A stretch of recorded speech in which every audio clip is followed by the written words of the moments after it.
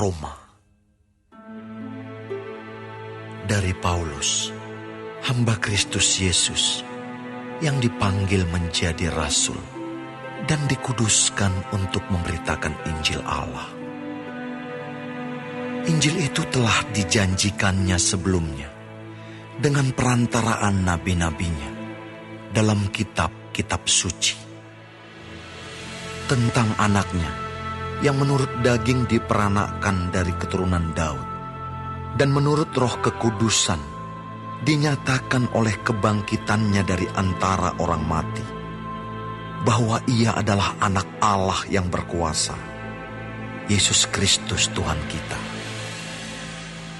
Dengan perantaraannya, kami menerima kasih karunia dan jabatan rasul untuk menuntun semua bangsa, supaya mereka percaya dan taat kepada namanya.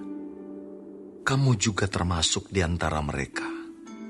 Kamu yang telah dipanggil menjadi milik Kristus. Kepada kamu sekalian yang tinggal di Roma, yang dikasihi Allah, yang dipanggil dan dijadikan orang-orang kudus, kasih karunia menyertai kamu, dan damai sejahtera dari Allah, Bapa kita, dan dari Tuhan Yesus Kristus. Pertama-tama aku mengucap syukur kepada Allahku oleh Yesus Kristus atas kamu sekalian, sebab telah tersiar kabar tentang imanmu di seluruh dunia. Karena Allah yang kulayani dengan segenap hatiku dalam pemberitaan Injil anaknya adalah saksiku, bahwa dalam doaku aku selalu mengingat kamu. Aku berdoa, semoga dengan kehendak Allah, aku akhirnya beroleh kesempatan untuk mengunjungi kamu. Sebab aku ingin melihat kamu untuk memberitakan karunia rohani kepadamu, guna menguatkan kamu, yaitu supaya aku ada di antara kamu dan turut terhibur oleh iman kita bersama, baik oleh imanmu maupun oleh imanku. Saudara-saudara, aku mau supaya kamu mengetahui bahwa aku telah sering berniat untuk datang kepadamu. Tetapi hingga kini selalu aku terhalang, agar di tengah-tengahmu aku menemukan buah, seperti juga di tengah-tengah bangsa bukan Yahudi yang lain. Aku berhutang, baik kepada orang Yunani maupun kepada orang bukan Yunani, baik kepada orang terpelajar maupun kepada orang tidak terpelajar. Itulah sebabnya aku ingin untuk memberitakan Injil kepada kamu juga yang diam di Roma. Sebab aku mempunyai keyakinan yang kokoh dalam Injil, karena Injil adalah kekuatan Allah yang menyelamatkan setiap orang yang percaya. Pertama-tama orang Yahudi, tetapi juga orang Yunani. Sebab di dalamnya nyata kebenaran Allah yang bertolak dari iman dan memimpin kepada iman. Seperti ada tertulis, orang benar akan hidup oleh iman. Sebab murka Allah nyata dari surga atas segala kefasikan dan kelaliman manusia yang menindas kebenaran dengan kelaliman. Karena apa yang dapat mereka ketahui tentang Allah nyata bagi mereka, sebab Allah telah menyatakannya kepada mereka. Sebab apa yang tidak nampak daripadanya, yaitu kekuatannya yang kekal dan keilahiannya, dapat nampak kepada pikiran dari karyanya sejak dunia diciptakan, sehingga mereka tidak dapat berdalih. Sebab sekalipun mereka mengenal Allah, mereka tidak memuliakan Dia sebagai Allah atau mengucap syukur kepadanya. Sebaliknya, pikiran mereka menjadi sia-sia dan hati mereka yang bodoh menjadi gelap. Mereka berbuat seolah-olah mereka penuh hikmat, tetapi mereka telah menjadi bodoh. Mereka menggantikan kemuliaan Allah yang tidak fana dengan gambaran yang mirip dengan manusia yang fana, burung-burung, binatang-binatang yang berkaki empat, atau binatang-binatang yang menjalar. Karena itu, Allah menyerahkan mereka kepada keinginan hati mereka akan kecemaran, sehingga mereka saling mencemarkan tubuh mereka. Sebab mereka menggantikan kebenaran Allah dengan dusta, dan memuja dan menyembah makhluk dengan melupakan penciptanya yang harus dipuji selama-lamanya. Amin. Karena itu, Allah menyerahkan mereka kepada hawa nafsu yang memalukan. Sebab istri-istri mereka menggantikan persetubuhan yang wajar dengan yang tak wajar. Demikian juga suami-suami meninggalkan persetubuhan yang wajar dengan istri mereka dan menyala-nyala dalam berahi mereka seorang terhadap yang lain, sehingga mereka melakukan kemesuman laki-laki dengan laki-laki. Dan karena itu, mereka menerima dalam diri mereka balasan yang setimpal untuk kesesatan mereka. Dan karena mereka tidak merasa perlu untuk mengakui Allah, maka Allah menyerahkan mereka kepada pikiran-pikiran yang terkutuk, sehingga mereka melakukan apa yang tidak pantas, penuh dengan rupa-rupa kelaliman, kejahatan, keserakahan dan kebusukan, penuh dengan dengki, pembunuhan, perselisihan, tipu muslihat dan kefasikan. Mereka adalah pengumpat, pemfitnah, pembenci Allah, kurang ajar, congkak, sombong, pandai dalam kejahatan, tidak taat kepada orang tua, tidak berakal, tidak setia, tidak penyayang, tidak mengenal belas kasihan. Sebab walaupun mereka mengetahui tuntutan-tuntutan hukum Allah, yaitu bahwa setiap orang yang melakukan hal-hal demikian patut dihukum mati, mereka bukan saja melakukannya sendiri, tetapi mereka juga setuju dengan mereka yang melakukannya.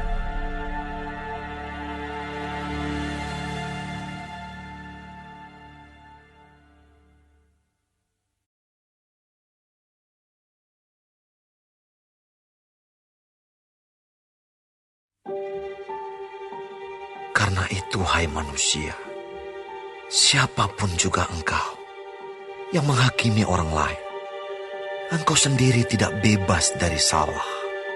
Sebab dalam menghakimi orang lain, engkau menghakimi dirimu sendiri.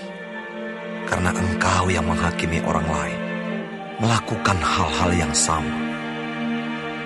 Tetapi kita tahu bahwa hukuman Allah berlangsung secara jujur atas mereka yang berbuat demikian.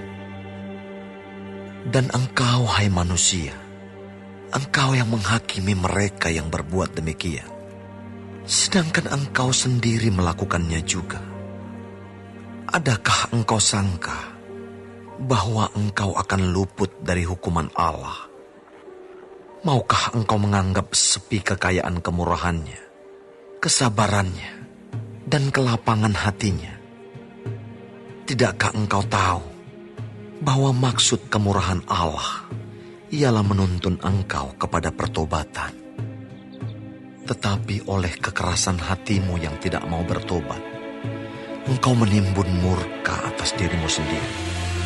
Pada hari waktu mana murka dan hukuman Allah yang adil akan dinyatakan. Ia akan membalas setiap orang menurut perbuatannya, yaitu hidup kekal kepada mereka yang dengan tekun berbuat baik, mencari kemuliaan, kehormatan dan ketidakbinasaan. Tetapi murka dan geram kepada mereka yang mencari kepentingan sendiri, yang tidak taat kepada kebenaran, melainkan taat kepada kelaliman. Penderitaan dan kesesakan akan menimpa setiap orang yang hidup yang berbuat jahat. Pertama-tama orang Yahudi dan juga orang Yunani. Tetapi kemuliaan, kehormatan, dan damai sejahtera akan diperoleh semua orang yang berbuat baik. Pertama-tama orang Yahudi dan juga orang Yunani. Sebab Allah tidak memandang bulu. Sebab semua orang yang berdosa tanpa hukum Taurat akan binasa tanpa hukum Taurat. Dan semua orang yang berdosa di bawah hukum Taurat akan dihakimi oleh hukum Taurat. Karena bukanlah orang yang mendengar hukum Taurat yang benar di hadapan Allah, tetapi orang yang melakukan hukum Tauratlah yang akan dibenarkan.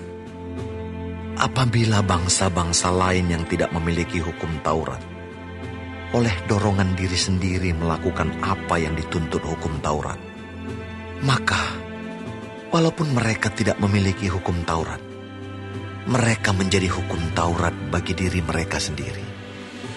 Sebab dengan itu, mereka menunjukkan bahwa isi hukum Taurat ada tertulis di dalam hati mereka.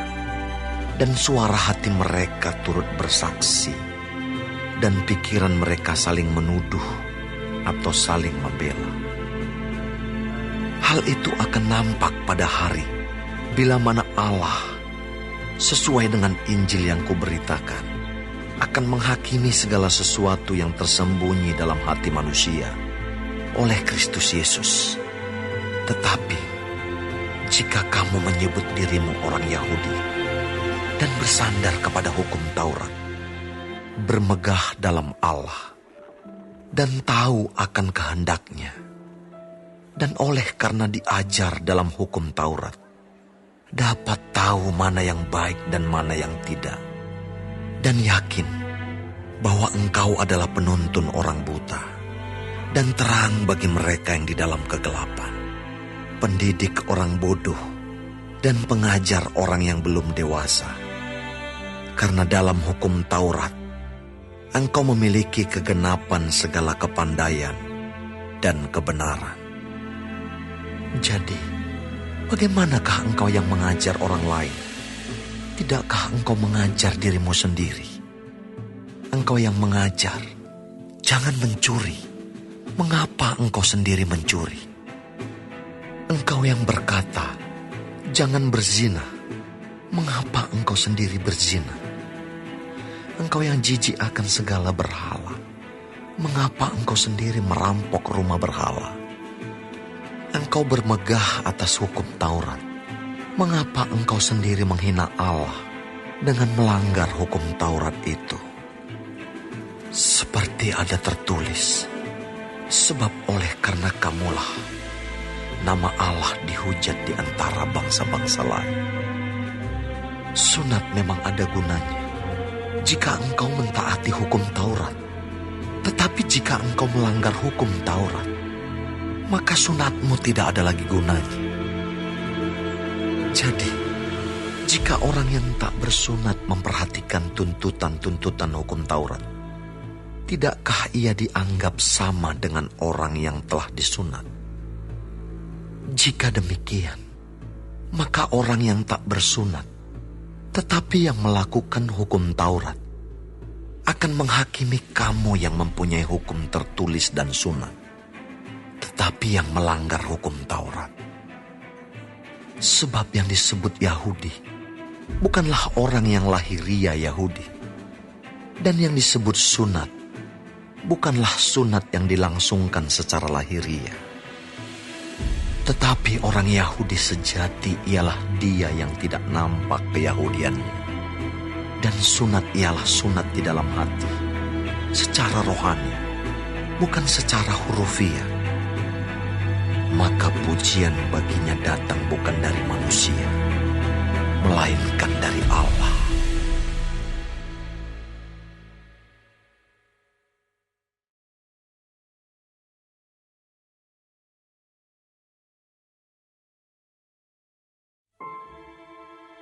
Jika demikian, apakah kelebihan orang Yahudi? Dan apakah gunanya sunat?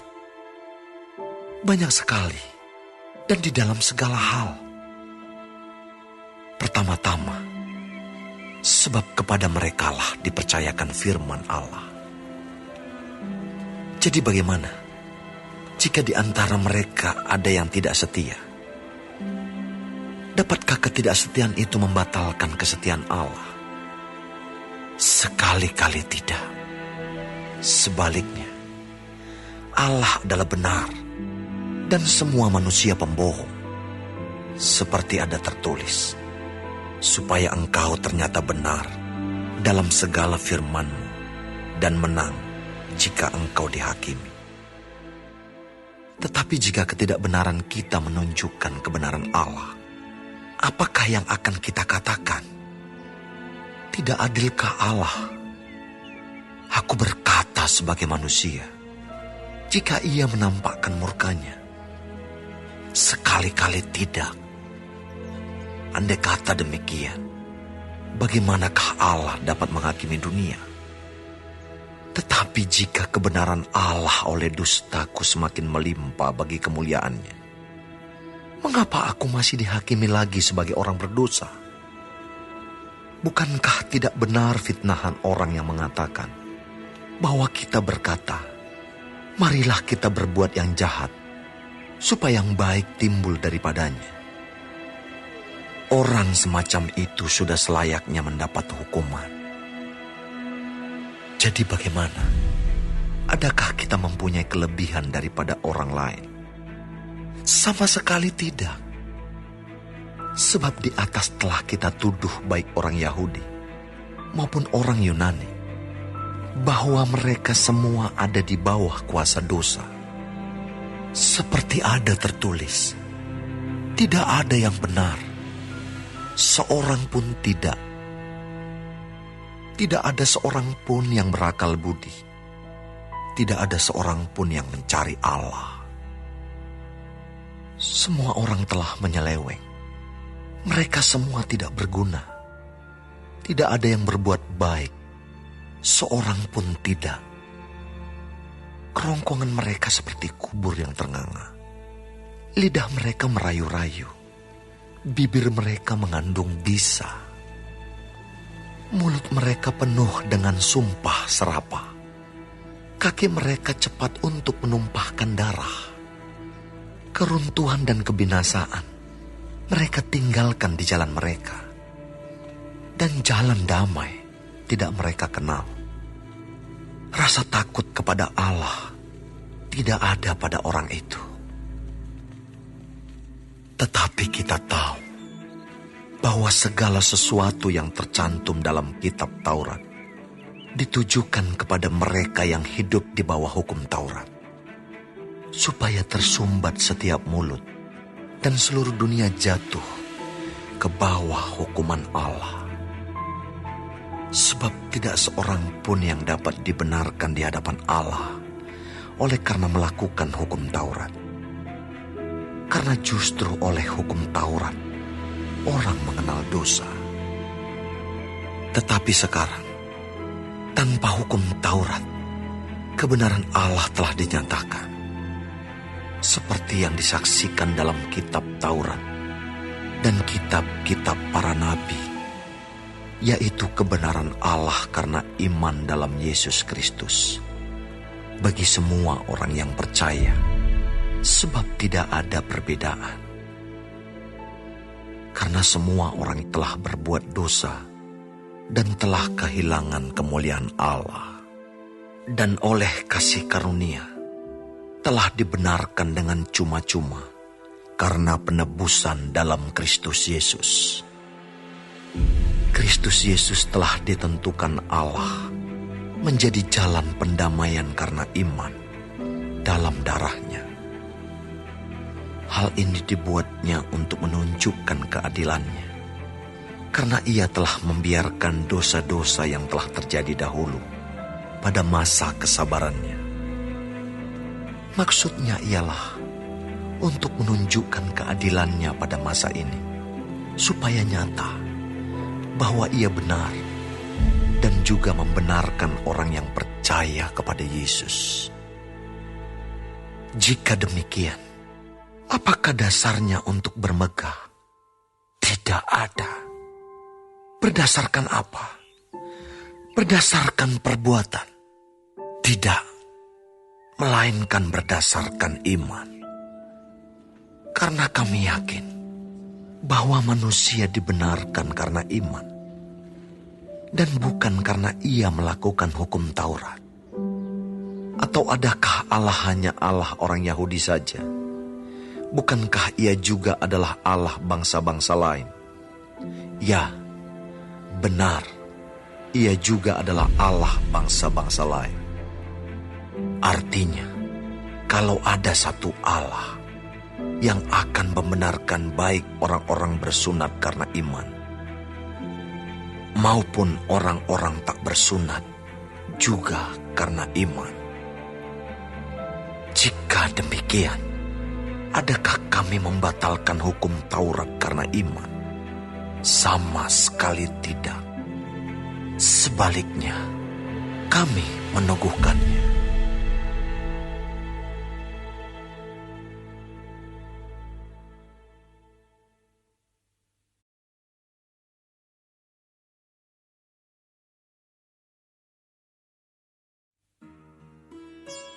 Jadi apakah akan kita katakan tentang Abraham, bapa leluhur jasmani kita? Sebab jikalau Abraham dibenarkan karena perbuatannya, maka ia beroleh dasar untuk bermegah, tetapi tidak di hadapan Allah.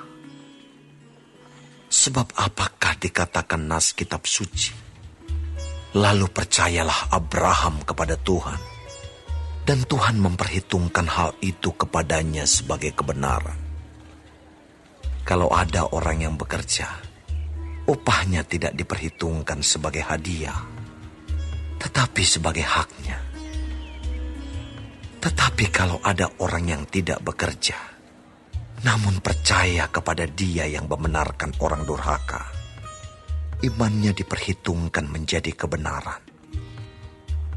Seperti juga Daud menyebut, berbahagia orang yang dibenarkan Allah bukan berdasarkan perbuatannya. Berbahagialah orang yang diampuni pelanggaran-pelanggarannya dan yang ditutupi dosa-dosanya. Berbahagialah manusia yang kesalahannya tidak diperhitungkan Tuhan kepadanya. Adakah ucapan bahagia ini hanya berlaku bagi orang bersunat saja, atau juga bagi orang tak bersunat? Sebab telah kami katakan bahwa kepada Abraham iman diperhitungkan sebagai kebenaran. Dalam keadaan manakah hal itu diperhitungkan? Sebelum atau sesudah ia disunat? Bukan sesudah disunat, tetapi sebelumnya. Dan tanda sunat itu diterimanya sebagai meterai kebenaran berdasarkan iman yang ditunjukkannya sebelum ia bersunat. Demikianlah ia dapat menjadi bapa semua orang percaya yang tak bersunat, supaya kebenaran diperhitungkan kepada mereka. Dan juga menjadi bapa orang-orang bersunat, yaitu mereka yang bukan hanya bersunat, tetapi juga mengikuti jejak iman Abraham, bapa leluhur kita, pada masa ia belum disunat. Sebab bukan karena hukum Taurat telah diberikan janji kepada Abraham dan keturunannya bahwa ia akan memiliki dunia, tetapi karena kebenaran berdasarkan iman.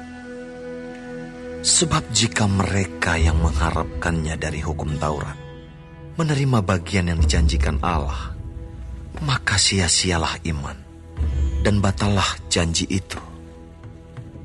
Karena hukum Taurat membangkitkan murka, tetapi di mana tidak ada hukum Taurat, di situ tidak ada juga pelanggaran. Karena itulah kebenaran berdasarkan iman, supaya merupakan kasih karunia, sehingga janji itu berlaku bagi semua keturunan Abraham, bukan hanya bagi mereka yang hidup dari hukum Taurat, tetapi juga bagi mereka yang hidup dari iman Abraham. Sebab Abraham adalah bapa kita semua. Seperti ada tertulis, engkau telah kutetapkan menjadi bapa banyak bangsa, di hadapan Allah yang kepadanya ia percaya, yaitu Allah yang menghidupkan orang mati dan yang menjadikan dengan firman-Nya apa yang tidak ada menjadi ada. Sebab sekalipun tidak ada dasar untuk berharap, namun Abraham berharap juga dan percaya bahwa ia akan menjadi bapa banyak bangsa, menurut yang telah difirmankan, demikianlah banyaknya nanti keturunanmu. Imannya tidak menjadi lemah, walaupun ia mengetahui bahwa tubuhnya sudah sangat lemah, karena usianya telah kira-kira 100 tahun, dan bahwa rahim Sarah telah tertutup. Tetapi terhadap janji Allah, ia tidak bimbang karena ketidakpercayaan. Malah ia diperkuat dalam imannya, dan ia memuliakan Allah dengan penuh keyakinan bahwa Allah berkuasa untuk melaksanakan apa yang telah ia janjikan. Karena itu, hal ini diperhitungkan kepadanya sebagai kebenaran. Kata-kata ini, yaitu hal ini diperhitungkan kepadanya, tidak ditulis untuk Abraham saja, tetapi ditulis juga untuk kita, sebab kepada kita pun Allah memperhitungkannya, karena kita percaya kepada Dia yang telah membangkitkan Yesus Tuhan kita dari antara orang mati, yaitu Yesus yang telah diserahkan karena pelanggaran kita dan dibangkitkan karena pembenaran kita.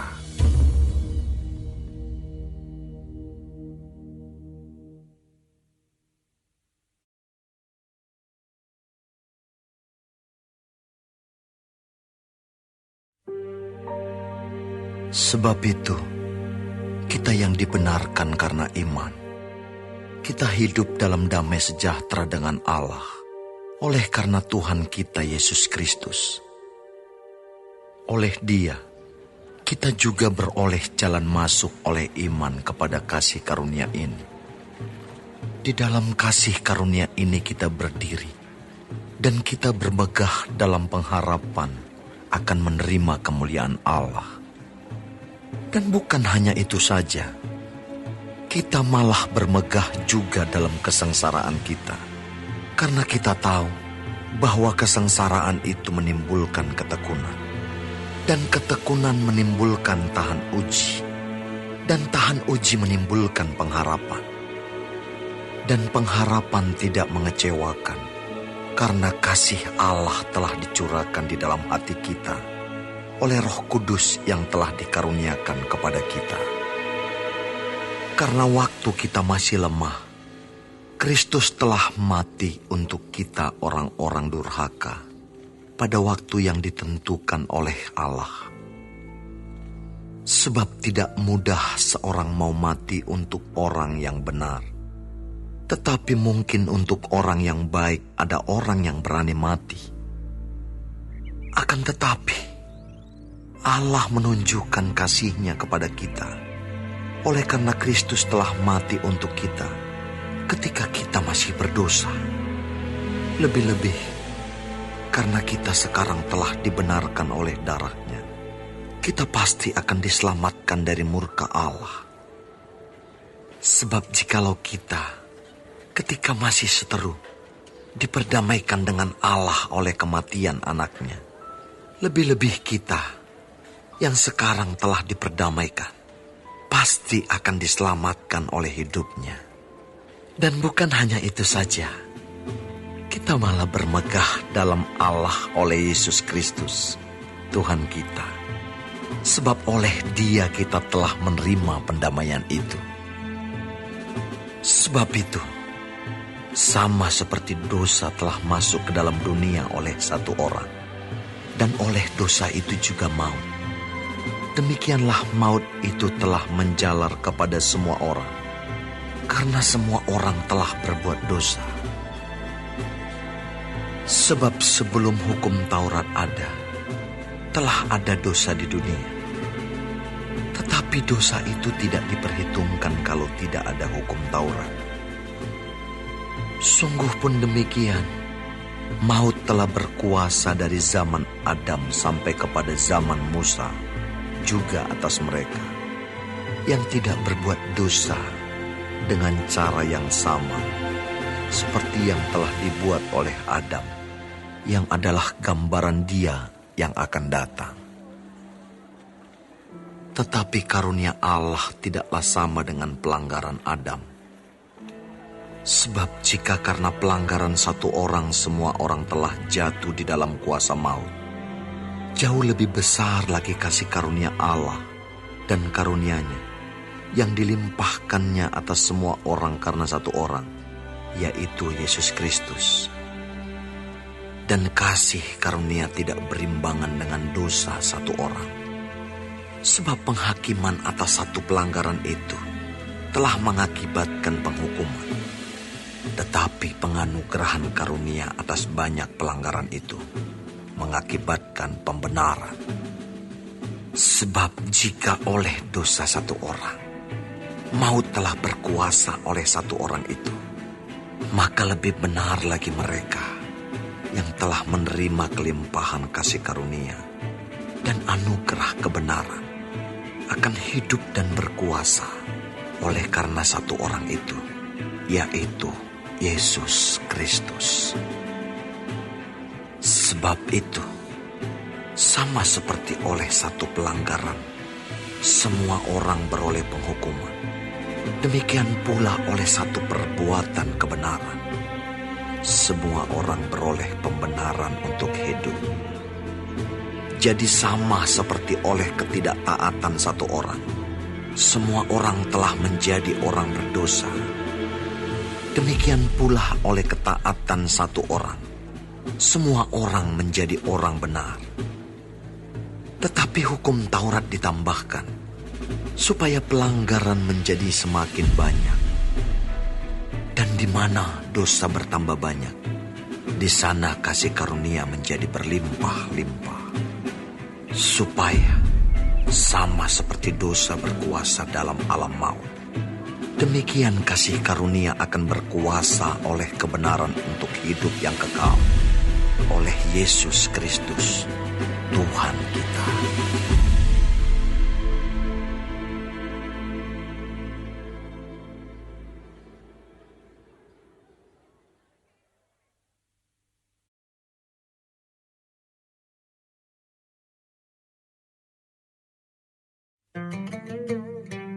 Jika demikian, apakah yang hendak kita katakan? Bolehkah kita bertekun dalam dosa, supaya semakin bertambah kasih karunia itu? Sekali-kali tidak. Bukankah kita telah mati bagi dosa? Bagaimanakah kita masih dapat hidup di dalamnya? Atau tidak tahukah kamu bahwa kita semua yang telah dibaptis dalam Kristus telah dibaptis dalam kematiannya? Dengan demikian, kita telah dikuburkan bersama-sama dengan Dia oleh baptisan dalam kematian, supaya sama seperti Kristus telah dibangkitkan dari antara orang mati oleh kemuliaan Bapa, demikian juga kita akan hidup dalam hidup yang baru. Sebab jika kita telah menjadi satu dengan apa yang sama dengan kematiannya, kita juga akan menjadi satu dengan apa yang sama dengan kebangkitannya. Karena kita tahu bahwa manusia lama kita telah turut disalibkan, supaya tubuh dosa kita hilang kuasanya, agar jangan kita menghambakan diri lagi kepada dosa. Sebab siapa yang telah mati, ia telah bebas dari dosa. Jadi jika kita telah mati dengan Kristus, kita percaya bahwa kita akan hidup juga dengan Dia. Karena kita tahu bahwa Kristus sesudah Ia bangkit dari antara orang mati, tidak mati lagi. Maut tidak berkuasa lagi atas Dia. Sebab kematiannya adalah kematian terhadap dosa, satu kali dan untuk selama-lamanya. Dan kehidupannya adalah kehidupan bagi Allah. Demikianlah hendaknya kamu memandangnya, bahwa kamu telah mati bagi dosa, tetapi kamu hidup bagi Allah dalam Kristus Yesus. Sebab itu, hendaklah dosa jangan berkuasa lagi di dalam tubuhmu yang fana, supaya kamu jangan lagi menuruti keinginannya. Dan janganlah kamu menyerahkan anggota-anggota tubuhmu kepada dosa untuk dipakai sebagai senjata kelaliman. Tetapi serahkanlah dirimu kepada Allah sebagai orang-orang yang dahulu mati, tetapi yang sekarang hidup. Dan serahkanlah anggota-anggota tubuhmu kepada Allah untuk menjadi senjata-senjata kebenaran. Sebab kamu tidak akan dikuasai lagi oleh dosa, karena kamu tidak berada di bawah hukum Taurat, tetapi di bawah kasih karunia. Jadi bagaimana?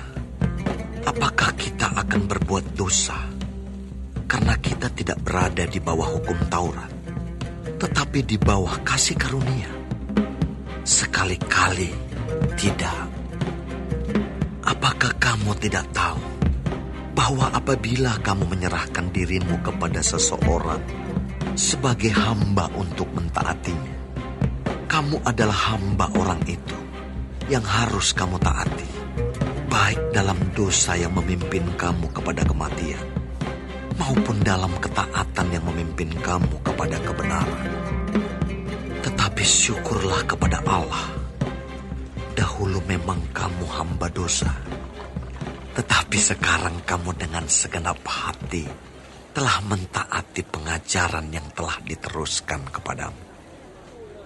Kamu telah dimerdekakan dari dosa dan menjadi hamba kebenaran. Aku mengatakan hal ini secara manusia karena kelemahan kamu. Sebab sama seperti kamu telah menyerahkan anggota-anggota tubuhmu menjadi hamba kecemaran dan kedurhakaan yang membawa kamu kepada kedurhakaan, demikian hal kamu sekarang harus menyerahkan anggota-anggota tubuhmu menjadi hamba kebenaran yang membawa kamu kepada pengudusan. Sebab waktu kamu hamba dosa, kamu bebas dari kebenaran. Dan buah apakah yang kamu petik daripadanya? Semuanya itu menyebabkan kamu merasa malu sekarang. Karena kesudahan semuanya itu ialah kematian. Tetapi sekarang, setelah kamu dimerdekakan dari dosa, dan setelah kamu menjadi hamba Allah, kamu beroleh buah yang membawa kamu kepada pengudusan. Dan sebagai kesudahannya, ialah hidup yang kekal. Sebab upah dosa ialah maut, tetapi karunia Allah ialah hidup yang kekal dalam Kristus Yesus, Tuhan kita.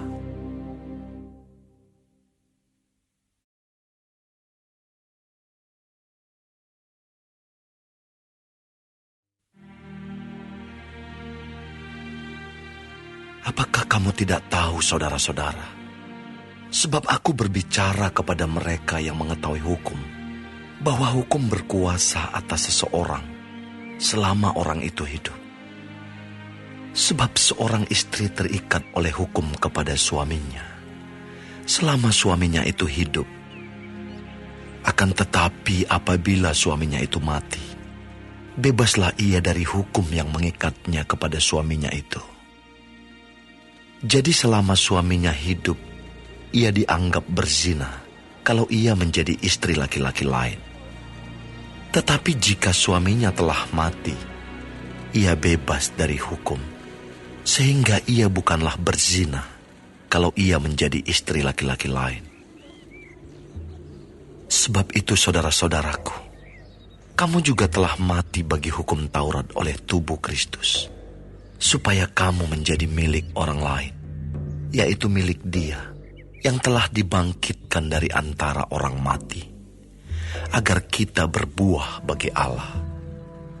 Sebab waktu kita masih hidup di dalam daging, hawa nafsu dosa yang dirangsang oleh hukum Taurat bekerja dalam anggota-anggota tubuh kita, agar kita berbuah bagi maut. Tetapi sekarang kita telah dibebaskan dari hukum Taurat, sebab kita telah mati bagi Dia yang mengurung kita, sehingga kita sekarang melayani dalam keadaan baru menurut roh, dan bukan dalam keadaan lama menurut huruf hukum Taurat. Jika demikian, apakah yang hendak kita katakan?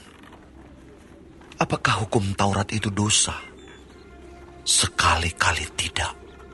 Sebaliknya, justru oleh hukum Taurat aku telah mengenal dosa.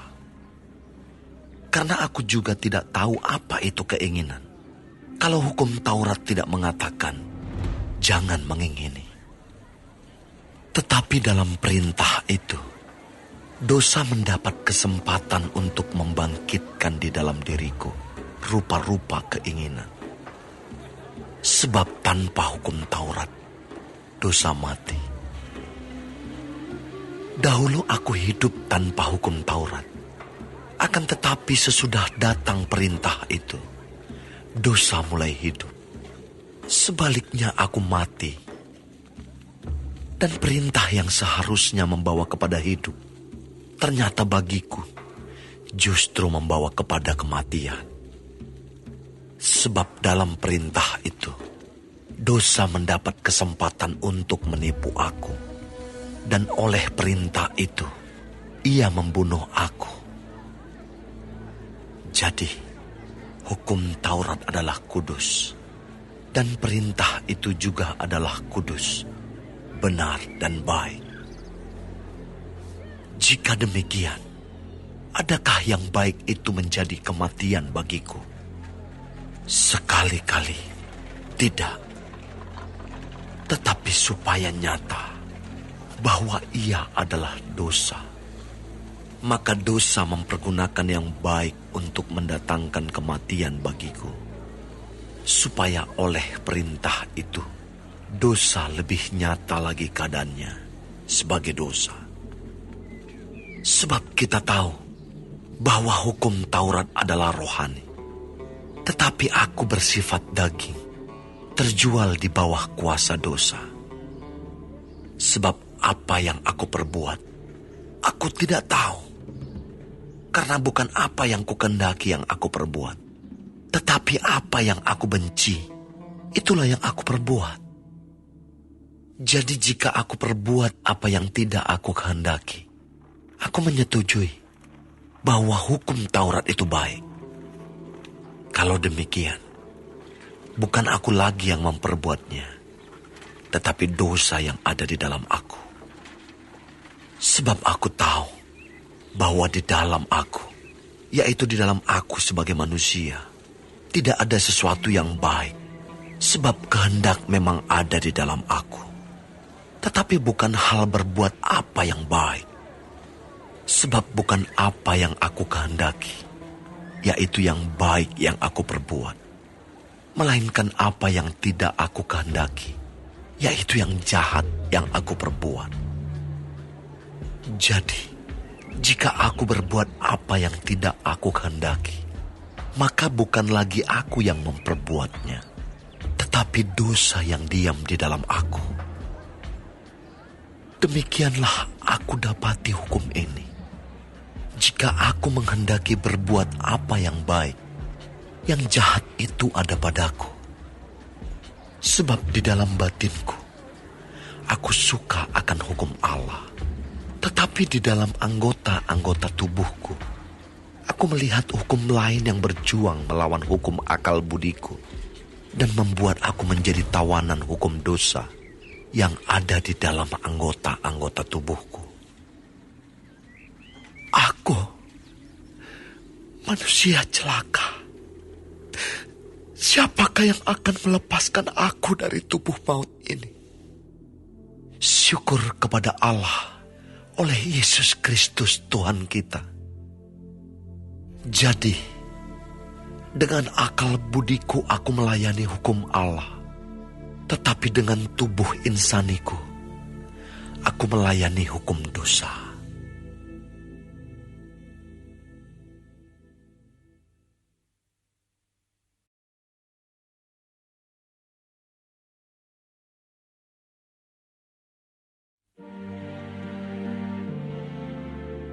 demikianlah, sekarang tidak ada penghukuman bagi mereka yang ada di dalam Kristus Yesus. Roh yang memberi hidup telah memerdekakan kamu dalam Kristus dari hukum dosa dan hukum maut. Sebab apa yang tidak mungkin dilakukan hukum Taurat, karena tak berdaya oleh daging, telah dilakukan oleh Allah. Dengan jalan mengutus anaknya sendiri dalam daging, yang serupa dengan daging yang dikuasai dosa karena dosa. Ia telah menjatuhkan hukuman atas dosa di dalam daging, supaya tuntutan hukum Taurat digenapi di dalam kita, yang tidak hidup menurut daging, tetapi menurut roh. Sebab mereka yang hidup menurut daging memikirkan hal-hal yang dari daging. Mereka yang hidup menurut roh memikirkan hal-hal yang dari roh. Karena keinginan daging adalah maut, tetapi keinginan roh adalah hidup dan damai sejahtera. Sebab keinginan daging adalah perseteruan terhadap Allah, karena ia tidak takluk kepada hukum Allah. Hal ini memang tidak mungkin baginya. Mereka yang hidup dalam daging tidak mungkin berkenan kepada Allah. Tetapi kamu tidak hidup dalam daging, melainkan dalam roh, jika memang roh Allah diam di dalam kamu.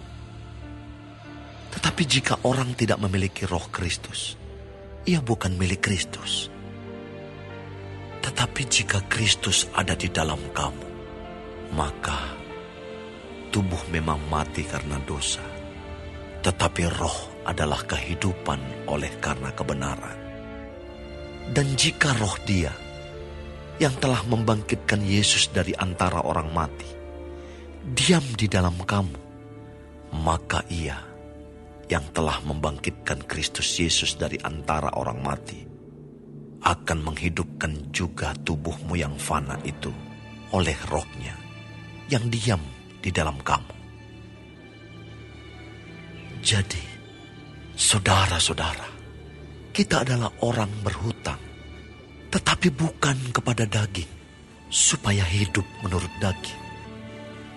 Sebab, jika kamu hidup menurut daging, kamu akan mati.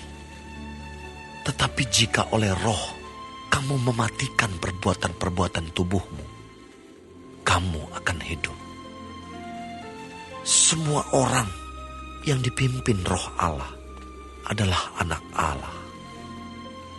Sebab kamu tidak menerima roh perbudakan yang membuat kamu menjadi takut lagi. Tetapi kamu telah menerima roh yang menjadikan kamu anak Allah. Oleh roh itu kita berseru, "Ya Abba, ya Bapa." Roh itu bersaksi bersama-sama dengan roh kita bahwa kita adalah anak-anak Allah. Dan jika kita adalah anak, maka kita juga adalah ahli waris. Maksudnya, orang-orang yang berhak menerima janji-janji Allah, yang akan menerimanya bersama-sama dengan Kristus, yaitu jika kita menderita bersama-sama dengan Dia, supaya kita juga dipermuliakan bersama-sama dengan Dia. Sebab aku yakin bahwa penderitaan zaman sekarang ini tidak dapat dibandingkan dengan kemuliaan yang akan dinyatakan kepada kita. Sebab dengan sangat rindu, seluruh makhluk menantikan saat anak-anak Allah dinyatakan. Karena seluruh makhluk telah ditaklukkan kepada kesia-siaan, bukan oleh kehendaknya sendiri, tetapi oleh kehendak Dia yang telah menaklukkannya. Tetapi dalam pengharapan, karena makhluk itu sendiri juga akan dimerdekakan dari perbudakan kebinasaan dan masuk ke dalam kemerdekaan kemuliaan anak-anak Allah. Sebab kita tahu bahwa sampai sekarang segala makhluk sama-sama mengeluh dan sama-sama merasakan sakit bersalin. Dan bukan hanya mereka saja, tetapi kita yang telah menerima karunia sulung roh, kita juga mengeluh dalam hati kita sambil menantikan pengangkatan sebagai anak, yaitu pembebasan tubuh kita. Sebab kita diselamatkan dalam pengharapan. Tetapi pengharapan yang dilihat bukan pengharapan lagi. Sebab bagaimana orang masih mengharapkan apa yang dilihatnya? Tetapi jika kita mengharapkan apa yang tidak kita lihat, kita menantikannya dengan tekun. Demikian juga roh membantu kita dalam kelemahan kita. Sebab kita tidak tahu bagaimana sebenarnya harus berdoa. Tetapi roh sendiri berdoa untuk kita kepada Allah dengan keluhan-keluhan yang tidak terucapkan. Dan Allah yang menyelidiki hati nurani mengetahui maksud roh itu, yaitu bahwa ia sesuai dengan kehendak Allah berdoa untuk orang-orang kudus. Kita tahu sekarang bahwa Allah turut bekerja dalam segala sesuatu untuk mendatangkan kebaikan bagi mereka yang mengasihi Dia, yaitu bagi mereka yang terpanggil sesuai dengan rencana Allah. Sebab semua orang yang dipilihnya dari semula, mereka juga ditentukannya dari semula untuk menjadi serupa dengan gambaran anaknya, supaya ia, anaknya itu, menjadi yang sulung di antara banyak saudara. Dan mereka yang ditentukannya dari semula, mereka itu juga dipanggilnya. Dan mereka yang dipanggilnya, mereka itu juga dibenarkannya. Dan mereka yang dibenarkannya, mereka itu juga dimuliakannya. Sebab itu, apakah yang akan kita katakan tentang semuanya itu? Jika Allah di pihak kita, siapakah yang akan melawan kita? Ia yang tidak menyayangkan anaknya sendiri, tetapi yang menyerahkannya bagi kita semua. Bagaimanakah mungkin ia tidak mengaruniakan segala sesuatu kepada kita bersama-sama dengan Dia? Siapakah yang akan menggugat orang-orang pilihan Allah? Allah yang membenarkan mereka. Siapakah yang akan menghukum mereka? Kristus Yesus yang telah mati, bahkan lebih lagi, yang telah bangkit, yang juga duduk di sebelah kanan Allah, yang malah menjadi pembela bagi kita. Siapakah yang akan memisahkan kita dari kasih Kristus?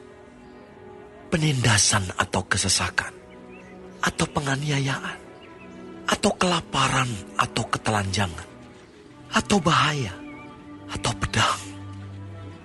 Seperti ada tertulis, oleh karena engkau kami ada dalam bahaya maut sepanjang hari. Kami telah dianggap sebagai domba-domba sembelihan. Tetapi dalam semuanya itu, kita lebih daripada orang-orang yang menang oleh Dia yang telah mengasihi kita. Sebab aku yakin bahwa baik maut maupun hidup, baik malaikat-malaikat maupun pemerintah-pemerintah, baik yang ada sekarang maupun yang akan datang, atau kuasa-kuasa, baik yang di atas maupun yang di bawah, ataupun sesuatu makhluk lain, tidak akan dapat memisahkan kita dari kasih Allah yang ada dalam Kristus Yesus, Tuhan kita.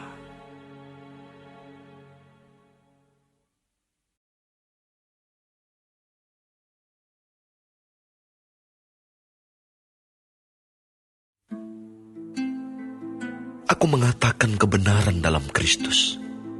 Aku tidak berdusta.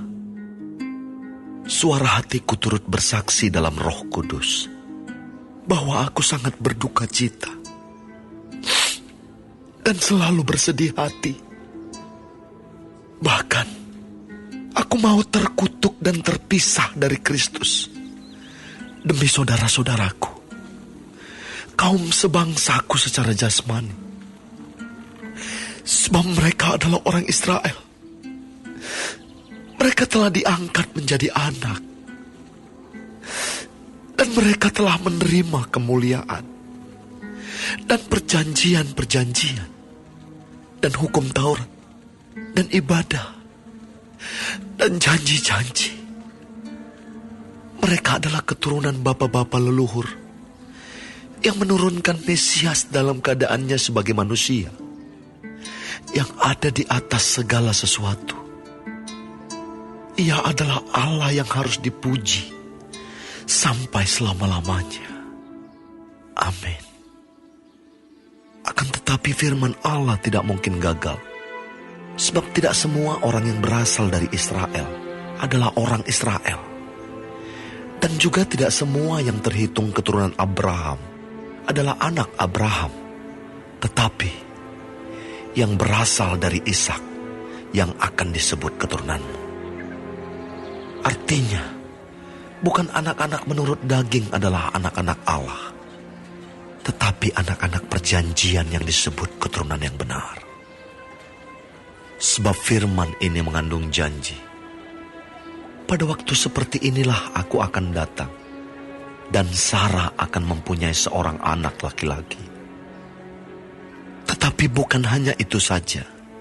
Lebih terang lagi ialah Ribka yang mengandung dari satu orang, yaitu dari Ishak, bapa leluhur kita. Sebab waktu anak-anak itu belum dilahirkan dan belum melakukan yang baik atau yang jahat, supaya rencana Allah tentang pemilihannya diteguhkan, bukan berdasarkan perbuatan, tetapi berdasarkan panggilannya. Dikatakan kepada Ribka, anak yang tua akan menjadi hamba anak yang muda. Seperti ada tertulis, aku mengasihi Yakub, tetapi membenci Esau. Jika demikian, apakah yang hendak kita katakan? Apakah Allah tidak adil? Mustahil. Sebab ia berfirman kepada Musa, aku akan menaruh belas kasihan. Kepada siapa aku mau menaruh belas kasihan? Dan aku akan bermurah hati. Kepada siapa aku mau bermurah hati? Jadi hal itu tidak tergantung pada kehendak orang atau usaha orang, tetapi kepada kemurahan hati Allah. Sebab kitab suci berkata kepada Firaun, itulah sebabnya aku membangkitkan engkau, yaitu supaya aku memperlihatkan kuasaku di dalam engkau, dan supaya namaku dimasyurkan di seluruh bumi. Jadi, ia menaruh belas kasihan kepada siapa yang dikehendakinya, dan ia menegarkan hati siapa yang dikehendakinya. Sekarang, kamu akan berkata kepadaku, jika demikian, apalagi yang masih disalahkannya? Sebab siapa yang menentang kehendaknya? Siapakah kamu, hai manusia, maka kamu membantah Allah? Dapatkah yang dibentuk berkata kepada yang membentuknya, mengapakah engkau membentuk aku demikian? Apakah tukang periuk tidak mempunyai hak atas tanah liatnya untuk membuat dari gumpal yang sama suatu benda untuk dipakai guna tujuan yang mulia, dan suatu benda lain untuk dipakai guna tujuan yang biasa? Jadi, kalau untuk menunjukkan murkanya dan menyatakan kuasanya, Allah menaruh kesabaran yang besar terhadap benda-benda kemurkaannya yang telah disiapkan untuk kebinasaan, justru untuk menyatakan kekayaan kemuliaannya atas benda-benda belas kasihannya yang telah dipersiapkannya untuk kemuliaan, yaitu kita yang telah dipanggilnya bukan hanya dari antara orang Yahudi, tetapi juga dari antara bangsa-bangsa lain. Seperti yang difirmankannya juga dalam kitab Nabi Hosea, yang bukan umatku akan kusebut, umatku. Dan yang bukan kekasih, kekasih. Dan di tempat di mana akan dikatakan kepada mereka, kamu ini bukanlah umatku, di sana akan dikatakan kepada mereka, anak-anak Allah yang hidup. Dan Yesaya berseru tentang Israel. Sekalipun jumlah anak Israel seperti pasir di laut, namun hanya sisanya akan diselamatkan. Sebab apa yang telah difirmankannya akan dilakukan Tuhan di atas bumi, sempurna dan segera. Dan seperti yang dikatakan Yesaya sebelumnya, seandainya Tuhan semesta alam tidak meninggalkan pada kita keturunan, kita sudah menjadi seperti Sodom dan sama seperti Gomora. Jika demikian, apakah yang hendak kita katakan? Ini, bahwa bangsa-bangsa lain yang tidak mengejar kebenaran telah beroleh kebenaran, yaitu kebenaran karena iman. Tetapi bahwa Israel sungguh pun mengejar hukum yang akan mendatangkan kebenaran, tidaklah sampai kepada hukum itu. Mengapa tidak? Karena Israel mengejarnya bukan karena iman, tetapi karena perbuatan. Mereka tersandung pada batu sandungan. Seperti ada tertulis, sesungguhnya aku meletakkan di Sion sebuah batu sentuhan dan sebuah batu sandungan, dan siapa yang percaya kepadanya tidak akan dipermalukan.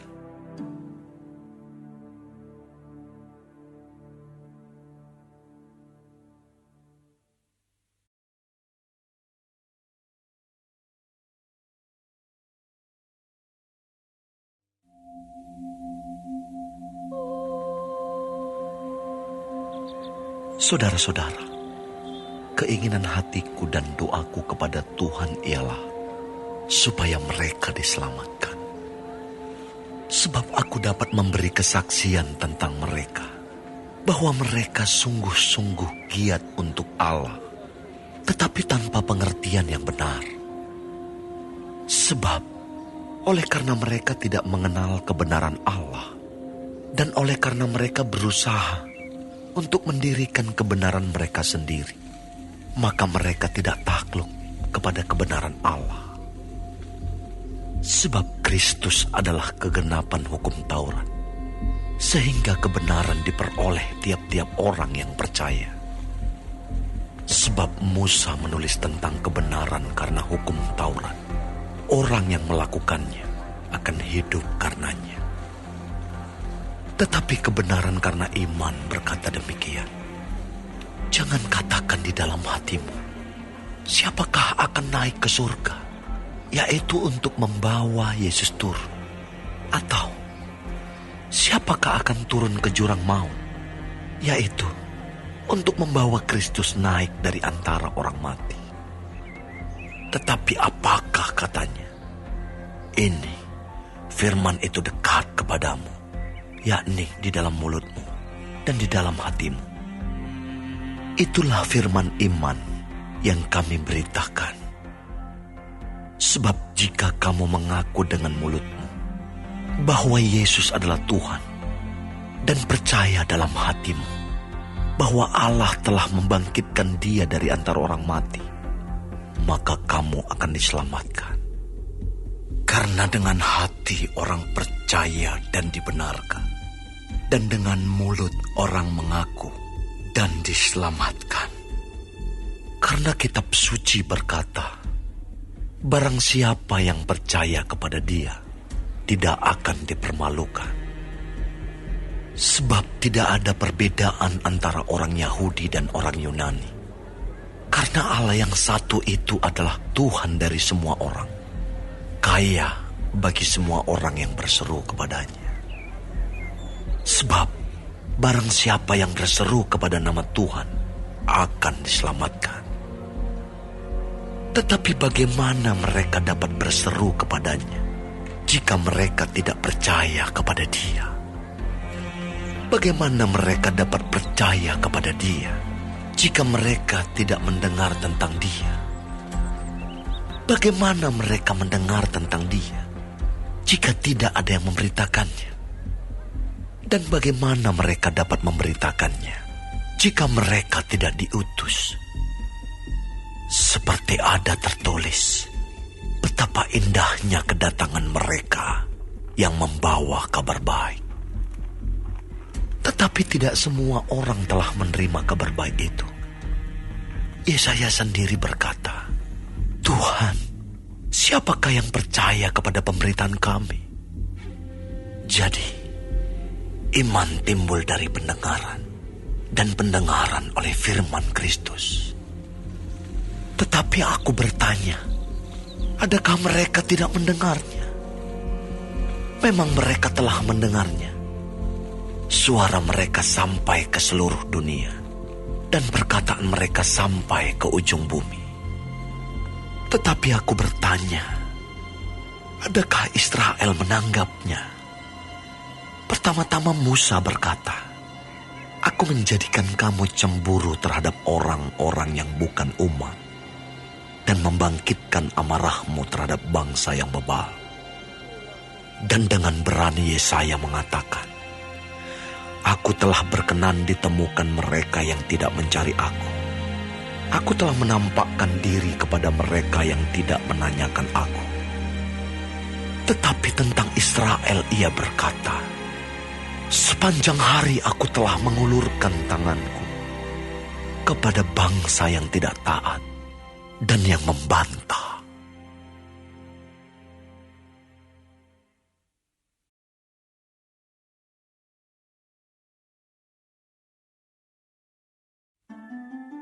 Maka aku bertanya, adakah Allah mungkin telah menolak umatnya? Sekali-kali tidak. Karena aku sendiri pun orang Israel, dari keturunan Abraham, dari suku Benyamin. Allah tidak menolak umatnya yang dipilihnya. Ataukah kamu tidak tahu apa yang dikatakan kitab suci tentang Elia waktu ia mengadukan Israel kepada Allah? Tuhan, nabi-nabimu telah mereka bunuh, mesbah-mesbahmu telah mereka runtuhkan. Hanya aku seorang dirilah yang masih hidup, dan mereka ingin mencabut nyawaku. Tetapi bagaimanakah firman Allah kepadanya? Aku masih meninggalkan 7.000 orang bagiku, yang tidak pernah sujud menyembah Baal. Demikian juga pada waktu ini, ada tinggal suatu sisa menurut pilihan kasih karunia. Tetapi jika hal itu terjadi karena kasih karunia, maka bukan lagi karena perbuatan. Sebab jika tidak demikian, maka kasih karunia itu bukan lagi kasih karunia. Jadi bagaimana? Israel tidak memperoleh apa yang dikejarnya, tetapi orang-orang yang terpilih telah memperolehnya, dan orang yang lain telah tegar hatinya. Seperti ada tertulis, Allah membuat mereka tidur nyenyak, memberikan mata untuk tidak melihat, dan telinga untuk tidak mendengar, sampai kepada hari sekarang ini. Dan Daud berkata, biarlah jamuan mereka menjadi jerat dan perangkap, penyesatan dan pembalasan bagi mereka. Dan biarlah mata mereka menjadi gelap, sehingga mereka tidak melihat. Dan buatlah punggung mereka terus-menerus membungkuk. Maka aku bertanya, adakah mereka tersandung dan harus jatuh? Sekali-kali tidak. Tetapi oleh pelanggaran mereka, keselamatan telah sampai kepada bangsa-bangsa lain, supaya membuat mereka cemburu.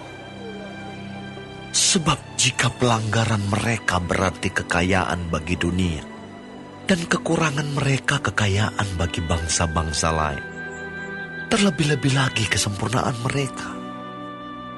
Aku berkata kepada kamu, hai bangsa-bangsa bukan Yahudi, Justru karena aku adalah rasul untuk bangsa-bangsa bukan Yahudi, aku menganggap hal itu kemuliaan pelayananku.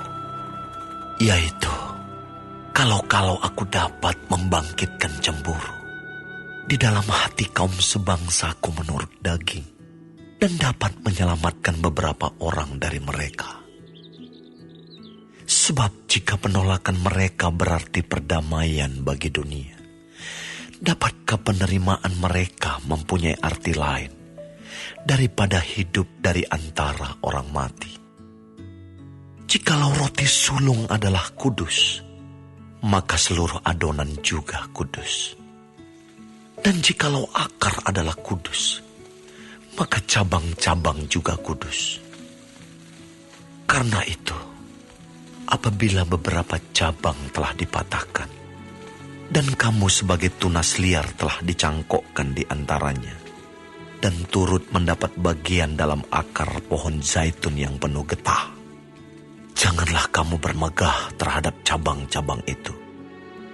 Jikalau kamu bermegah, ingatlah bahwa bukan kamu yang menopang akar itu, melainkan akar itu yang menopang kamu.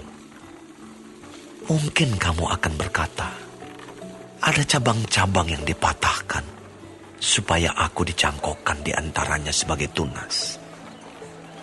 Baiklah, mereka dipatahkan karena ketidakpercayaan mereka, dan kamu tegak tercacak karena iman. Janganlah kamu sombong, tetapi takutlah. Sebab kalau Allah tidak menyayangkan cabang-cabang asli, Ia juga tidak akan menyayangkan kamu. Sebab itu, perhatikanlah kemurahan Allah dan juga kekerasannya, yaitu kekerasan atas orang-orang yang telah jatuh, tetapi atas kamu kemurahannya, yaitu jika kamu tetap dalam kemurahannya. Jika tidak, kamu pun akan dipotong juga. Tetapi mereka pun akan dicangkokkan kembali, jika mereka tidak tetap dalam ketidakpercayaan mereka. Sebab Allah berkuasa untuk mencangkokkan mereka kembali. Sebab jika kamu telah dipotong sebagai cabang dari pohon zaitun liar, dan bertentangan dengan keadaanmu itu, kamu telah dicangkokkan pada pohon zaitun sejati. Terlebih lagi mereka ini, yang menurut asal mereka akan dicangkokkan pada pohon zaitun mereka sendiri. Sebab, saudara-saudara, supaya kamu jangan menganggap dirimu pandai, aku mau agar kamu mengetahui rahasia ini. Sebagian dari Israel telah menjadi tegar sampai jumlah yang penuh dari bangsa-bangsa lain telah masuk. Dengan jalan demikian, seluruh Israel akan diselamatkan. Seperti ada tertulis, dari Sion akan datang penebus. Ia akan menyingkirkan segala kefasikan daripada Yakub. Dan inilah perjanjianku dengan mereka, apabila aku menghapuskan dosa mereka. Mengenai Injil, mereka adalah seteru Allah oleh karena kamu. Tetapi mengenai pilihan, mereka adalah kekasih Allah oleh karena nenek moyang. Sebab Allah tidak menyesali kasih karunia dan panggilannya. Sebab sama seperti kamu, dahulu tidak taat kepada Allah, tetapi sekarang beroleh kemurahan oleh ketidaktaatan mereka. Demikian juga mereka sekarang tidak taat, supaya oleh kemurahan yang telah kamu peroleh, mereka juga akan beroleh kemurahan. Sebab Allah telah mengurung semua orang dalam ketidaktaatan, supaya Ia dapat menunjukkan kemurahannya atas mereka semua. Oh, alangkah dalamnya kekayaan, hikmat, dan pengetahuan Allah. Sungguh tak terselidiki keputusan-keputusannya, dan sungguh tak terselami jalan-jalannya. Sebab Siapakah yang mengetahui pikiran Tuhan? Atau siapakah yang pernah menjadi penasihatnya? Atau siapakah yang pernah memberikan sesuatu kepadanya sehingga ia harus menggantikannya? Sebab segala sesuatu adalah dari Dia, dan oleh Dia, dan kepada Dia. Bagi Dialah kemuliaan sampai selama-lamanya.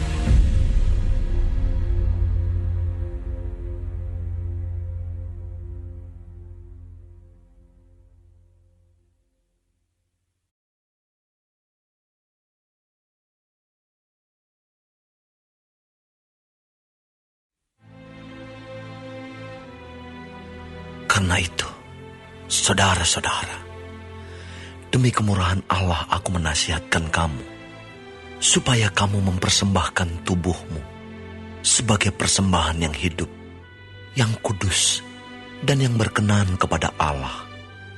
Itu adalah ibadahmu yang sejati. Janganlah kamu menjadi serupa dengan dunia ini, tetapi berubahlah oleh pembaruan budimu, sehingga kamu dapat membedakan manakah kehendak Allah, apa yang baik, yang berkenan kepada Allah, dan yang sempurna. Berdasarkan kasih karunia yang dianugerahkan kepadaku, aku berkata kepada setiap orang di antara kamu, janganlah kamu memikirkan hal-hal yang lebih tinggi daripada yang patut kamu pikirkan. Tetapi hendaklah kamu berpikir begitu rupa, sehingga kamu menguasai diri menurut ukuran iman yang dikaruniakan Allah kepada kamu masing-masing. Sebab sama seperti pada satu tubuh, kita mempunyai banyak anggota, tetapi tidak semua anggota itu mempunyai tugas yang sama. Demikian juga kita, walaupun banyak, adalah satu tubuh di dalam Kristus. Tetapi kita masing-masing adalah anggota yang seorang terhadap yang lain. Demikianlah kita mempunyai karunia yang berlain-lainan, menurut kasih karunia yang dianugerahkan kepada kita. Jika karunia itu adalah bernubuat, baiklah kita melakukannya sesuai dengan iman kita. Jika karunia untuk melayani, baiklah kita melayani. Jika karunia untuk mengajar, baiklah kita mengajar. Jika karunia untuk menasihati, baiklah kita menasihati. Siapa yang membagi-bagikan sesuatu, hendaklah ia melakukannya dengan hati yang ikhlas. Siapa yang memberi pimpinan, hendaklah ia melakukannya dengan rajin. Siapa yang menunjukkan kemurahan, hendaklah ia melakukannya dengan sukacita.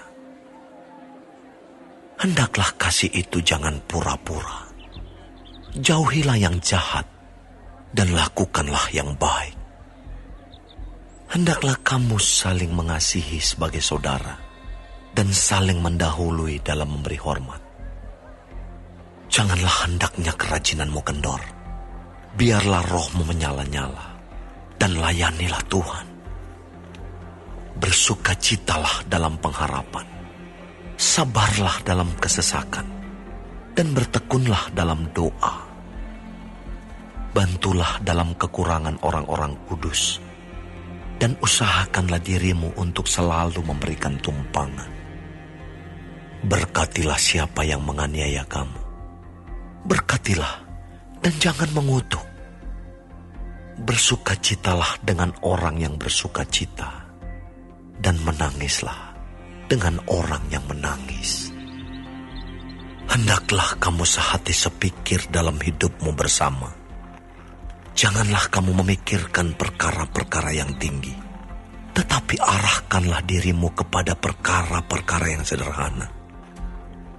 Janganlah menganggap dirimu pandai. Janganlah membalas kejahatan dengan kejahatan. Lakukanlah apa yang baik bagi semua orang, sedapat-dapatnya. Kalau hal itu bergantung padamu, hiduplah dalam perdamaian dengan semua orang. Saudara-saudaraku yang kekasih, Janganlah kamu sendiri menuntut pembalasan, tetapi berilah tempat kepada murka Allah. Sebab ada tertulis, pembalasan itu adalah hakku. Akulah yang akan menuntut pembalasan, firman Tuhan. Tetapi jika seterumu lapar, berilah dia makan. Jika ia haus, berilah dia minum. Dengan berbuat demikian, kamu menumpukan bara api di atas kepalanya. Janganlah kamu kalah terhadap kejahatan, tetapi kalahkanlah kejahatan dengan kebaikan.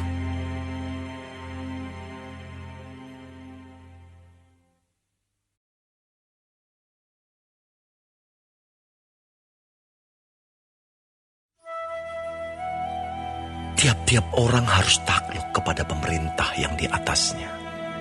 Sebab tidak ada pemerintah yang tidak berasal dari Allah. Dan pemerintah-pemerintah yang ada ditetapkan oleh Allah. Sebab itu, barang siapa melawan pemerintah, ia melawan ketetapan Allah. Dan siapa yang melakukannya akan mendatangkan hukuman atas dirinya. Sebab jika seorang berbuat baik, ia tidak usah takut kepada pemerintah.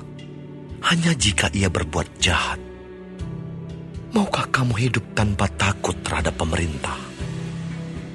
Perbuatlah apa yang baik, dan kamu akan beroleh pujian daripadanya. Karena pemerintah adalah hamba Allah untuk kebaikanmu. Tetapi jika engkau berbuat jahat, takutlah akan dia. Karena tidak percuma pemerintah menyandang pedang.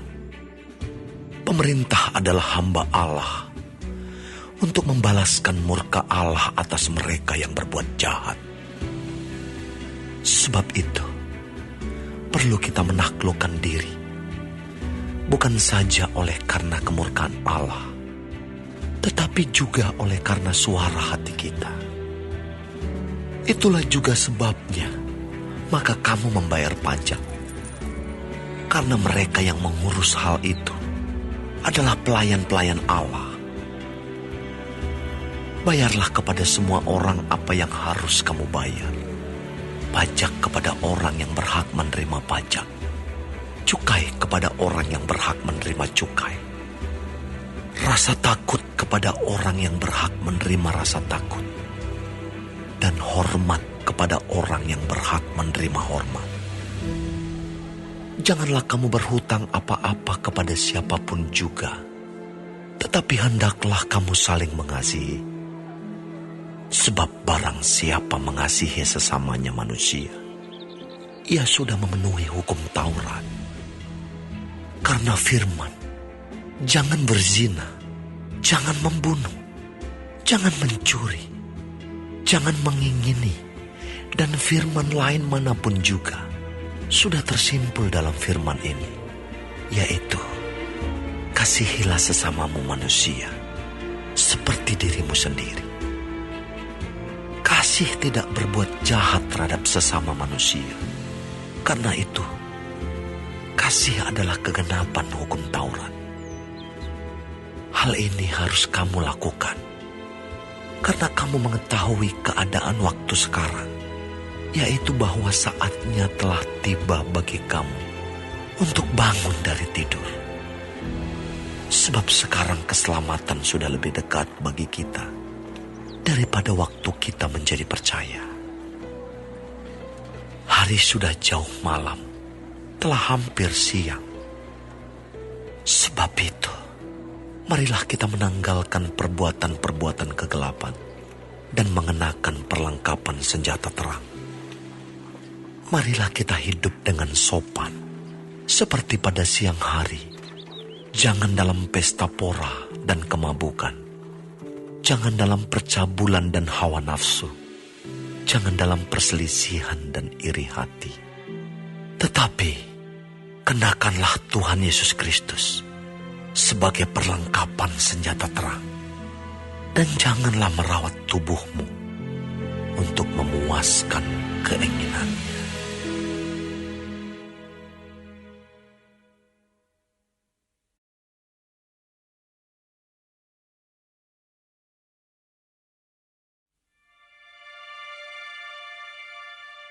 Terimalah orang yang lemah imannya, tanpa mempercakapkan pendapatnya. Yang seorang yakin bahwa ia boleh makan segala jenis makanan. Tetapi orang yang lemah imannya hanya makan sayur-sayuran saja. Siapa yang makan, janganlah menghina orang yang tidak makan. Dan siapa yang tidak makan, janganlah menghakimi orang yang makan. Sebab Allah telah menerima orang itu. Siapakah kamu sehingga kamu menghakimi hamba orang lain? Entahkah ia berdiri, entahkah ia jatuh, itu adalah urusan tuannya sendiri. Tetapi ia akan tetap berdiri, karena Tuhan berkuasa menjaga dia terus berdiri. Yang seorang menganggap hari yang satu lebih penting daripada hari yang lain. Tetapi yang lain menganggap semua hari sama saja. Hendaklah setiap orang benar-benar yakin dalam hatinya sendiri. Siapa yang berpegang pada suatu hari yang tertentu, ia melakukannya untuk Tuhan. Dan siapa makan, ia melakukannya untuk Tuhan. Sebab ia mengucap syukur kepada Allah. Dan siapa tidak makan, ia melakukannya untuk Tuhan. Dan ia juga mengucap syukur kepada Allah. Sebab tidak ada seorang pun di antara kita yang hidup untuk dirinya sendiri. Dan tidak ada seorang pun yang mati untuk dirinya sendiri. Sebab jika kita hidup untuk Tuhan. Dan jika kita mati untuk Tuhan. Jadi baik hidup atau mati, kita adalah milik Tuhan. Sebab untuk itulah Kristus telah mati dan hidup kembali, supaya ia menjadi Tuhan, baik atas orang-orang mati maupun atas orang-orang hidup. Tetapi engkau, mengapakah engkau menghakimi saudaramu? Atau mengapakah engkau menghina saudaramu? Sebab kita semua harus menghadap tahta pengadilan Allah. Karena ada tertulis, demi aku hidup, demikianlah firman Tuhan. Semua orang akan bertekuk lutut di hadapanku. Dan semua orang akan memuliakan Allah. Demikianlah setiap orang di antara kita akan memberi pertanggungan jawab tentang dirinya sendiri kepada Allah. Karena itu, janganlah kita saling menghakimi lagi. Tetapi lebih baik kamu menganut pandangan ini. Jangan kita membuat saudara kita jatuh atau tersandung. Aku tahu dan yakin dalam Tuhan Yesus bahwa tidak ada sesuatu yang najis dari dirinya sendiri. Hanya bagi orang yang beranggapan bahwa sesuatu adalah najis, bagi orang itulah sesuatu itu najis. Sebab jika engkau menyakiti hati saudaramu oleh karena sesuatu yang engkau makan, maka engkau tidak hidup lagi menurut tuntutan kasih. Janganlah engkau membinasakan saudaramu oleh karena makananmu, karena Kristus telah mati untuk dia. Apa yang baik yang kamu miliki, janganlah kamu biarkan difitnah. Sebab kerajaan Allah bukanlah soal makanan dan minuman, tetapi soal kebenaran, damai sejahtera, dan sukacita oleh Roh Kudus. Karena barang siapa melayani Kristus dengan cara ini, ia berkenan pada Allah dan dihormati oleh manusia. Sebab itu, marilah kita mengejar apa yang mendatangkan damai sejahtera dan yang berguna untuk saling membangun. Janganlah engkau merusakkan pekerjaan Allah oleh karena makanan. Segala sesuatu adalah suci, tetapi celakalah orang jika oleh makanannya orang lain tersandung. Baiklah engkau jangan makan daging atau minum anggur, atau sesuatu yang menjadi batu sandungan untuk saudaramu. Berpeganglah pada keyakinan yang engkau miliki itu bagi dirimu sendiri di hadapan Allah. Berbahagialah dia yang tidak menghukum dirinya sendiri dalam apa yang dianggapnya baik untuk dilakukan. Tetapi barang siapa yang bimbang kalau ia makan, ia telah dihukum karena ia tidak melakukannya berdasarkan iman. Dan segala sesuatu yang tidak berdasarkan iman adalah dosa.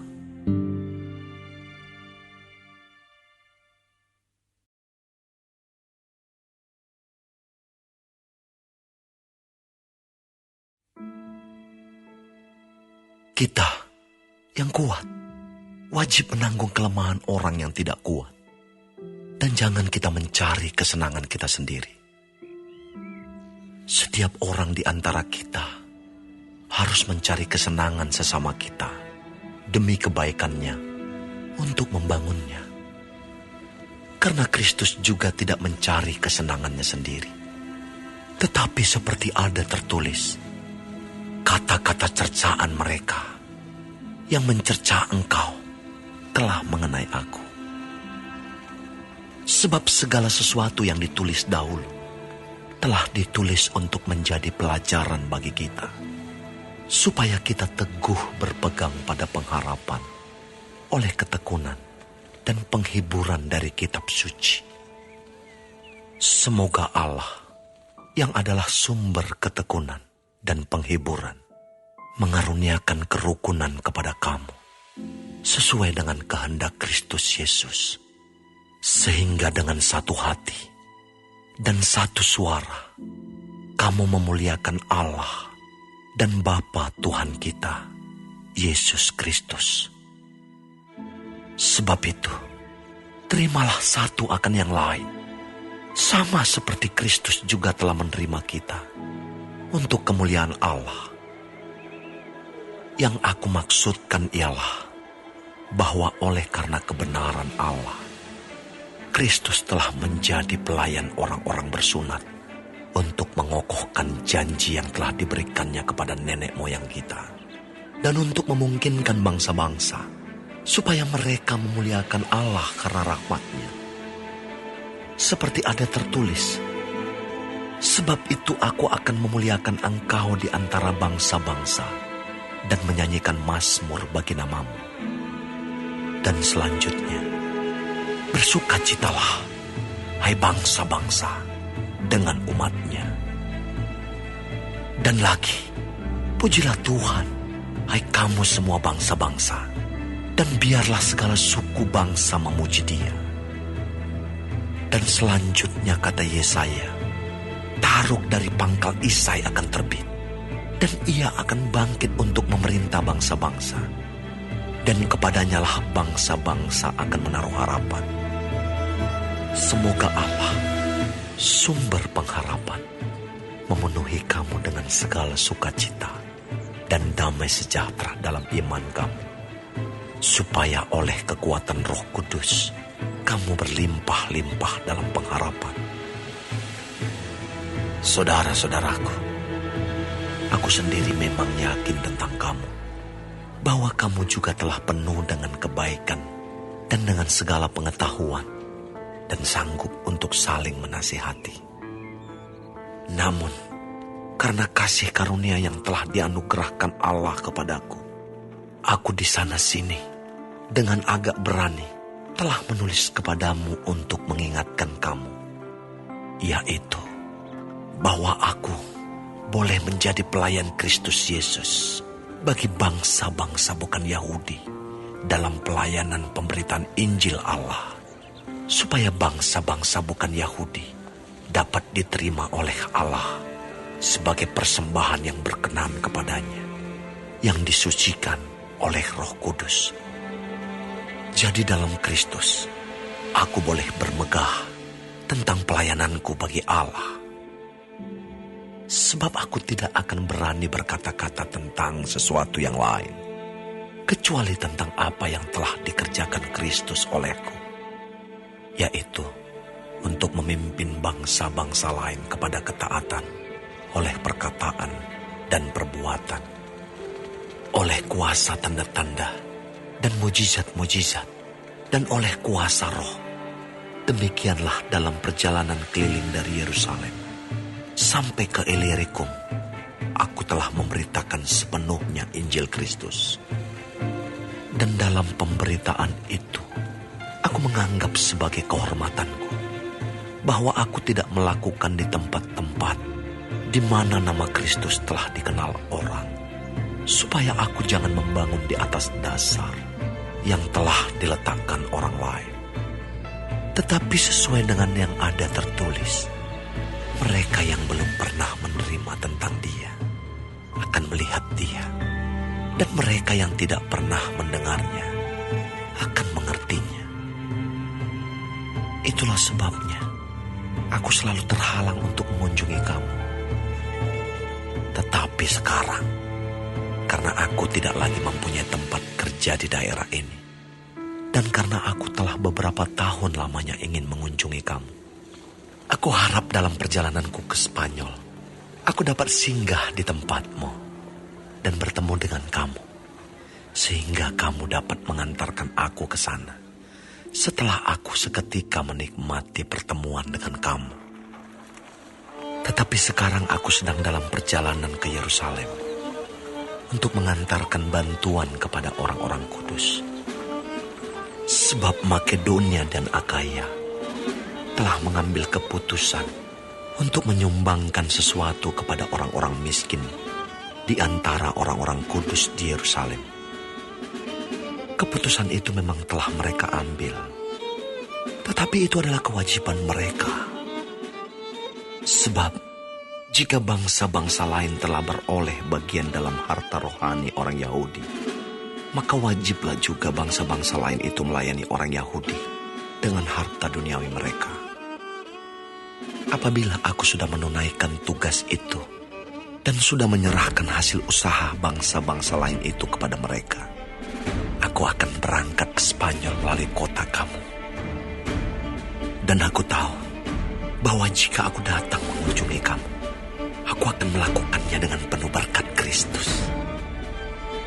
Tetapi demi Kristus, Tuhan kita, dan demi kasih roh, aku menasihatkan kamu, saudara-saudara, untuk bergumul bersama-sama dengan aku dalam doa kepada Allah untuk aku, supaya aku terpelihara dari orang-orang yang tidak taat di Yudea, dan supaya pelayananku untuk Yerusalem disambut dengan baik oleh orang-orang kudus di sana, agar aku yang dengan sukacita datang kepadamu oleh kehendak Allah, beroleh kesegaran bersama-sama dengan kamu. Allah, sumber damai sejahtera, menyertai kamu sekalian. Amin.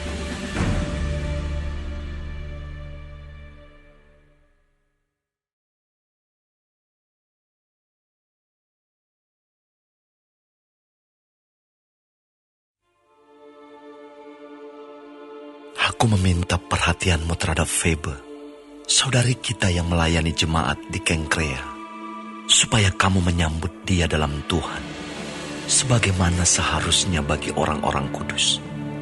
Dan berikanlah kepadanya bantuan bila diperlukannya, sebab ia sendiri telah memberikan bantuan kepada banyak orang, juga kepadaku sendiri.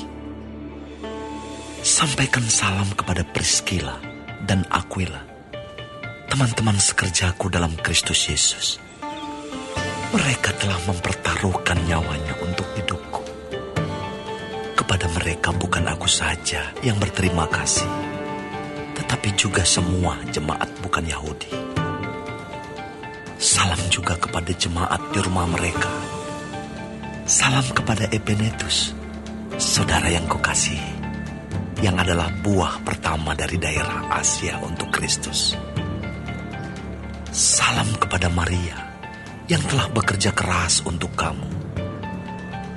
Salam kepada Andronikus dan Yunias, saudara-saudaraku sebangsa, yang pernah dipenjarakan bersama-sama dengan aku, yaitu orang-orang yang terpandang di antara para rasul dan yang telah menjadi Kristen sebelum aku.